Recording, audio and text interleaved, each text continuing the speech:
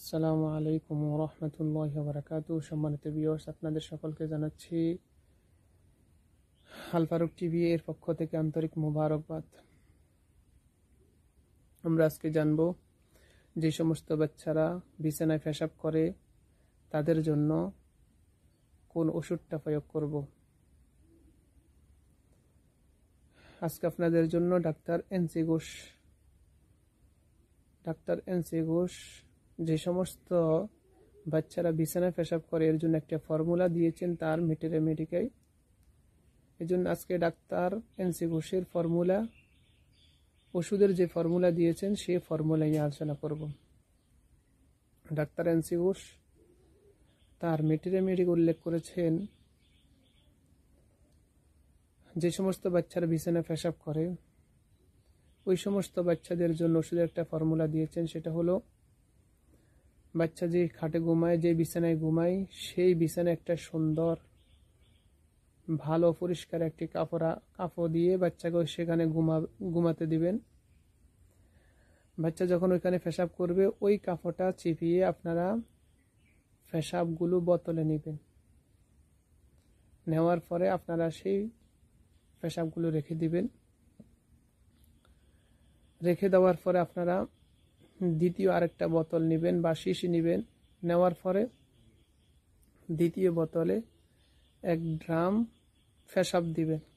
1 drum মানে 1 চা চামচ পেশাব দিবেন এবং 9 ড্রাম ডিস্টিল ওয়াটার দিবেন দ্বিতীয় বোতলে। 9 ড্রাম ডিস্টিল ওয়াটার পানি দিবেন আর 1 ড্রাম ওই পেশাব দিবেন। তারপরে আপনার বোতলটাকে 40টা জাকে দিবেন।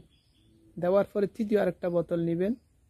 দ্বিতীয় বোতল থেকে আপনারা 1 চা চামচ 1 ড্রাম পেশাব এবং পানি মিশ্রিত এই ওষুধটা নিয়ে তৃতীয় বোতলে দিবেন এবং সাথে 9 ড্রাম আপনারা ডিস্টিল ওয়াটার দিবেন। তারপরে আপনারা বোতলটাকে আবার 40টা জাকে দিবেন। তারপরে আবার চতুর্থ আরেকটা বোতল নেবেন, সেখানেও আপনারা 1 ড্রাম পেশাব দিবেন, অর্থাৎ তৃতীয় বোতল থেকে 1 ড্রাম পেশাব এবং পানি মিশ্রিত যে ওষুধটা আছে সেটা দিবেন। তারপরে 9 ড্রাম ডিস্টিল ওয়াটার দিবেন। তারপরে আবার 40টা জাকে দিবেন। জাকি দেওয়ার পরে এইভাবে ওষুধটা তৈরি হয়ে গেল। এটাকে আপনারা সংরক্ষণ করবেন। তখন এই বাচ্চাকে আপনারা প্রতিদিন সকালবেলা সেখান থেকে 2 থেকে 3 ফোঁটা প্রতিদিন সকালবেলা খালি পেটে খাওয়াবেন। প্রতিদিন সকালবেলা খালি পেটে 2 থেকে 3 ফোঁটা খাওয়াবেন। এভাবে 1 সপ্তাহ পর্যন্ত বা 14 দিন পর্যন্ত আপনারা খাওয়াবেন। যদি 1 দিন খাওয়ানোর পরে 2 দিন খাওয়ানোর পরে যদি বাচ্চার পেশাব বন্ধ হয়ে যায় তাহলে আপনারা আর খাওয়াবেন না, সেটা বন্ধ করে দিবেন।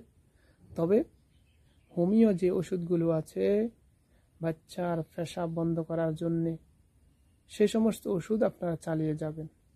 কারণ অনেক সময় বাচ্চাদের এবং বৃদ্ধদের পেশাব রাখার যে থলি আছে সেই থলিটা অনেক সময় দুর্বল হয়ে যায়, যার কারণে ওষুধ আপনারা চালিয়ে যাবেন।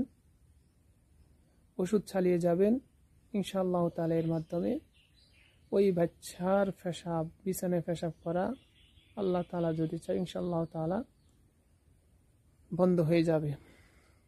তবে একটা কথা মনে রাখবেন, সেটা হলো যদি বাচ্চার জিন জাদুর কোনো সমস্যা থাকে অবশ্যই জিন জাদুর ট্রিটমেন্ট অর্থাৎ কোরআনের চিকিৎসা অবশ্যই নিতে হবে।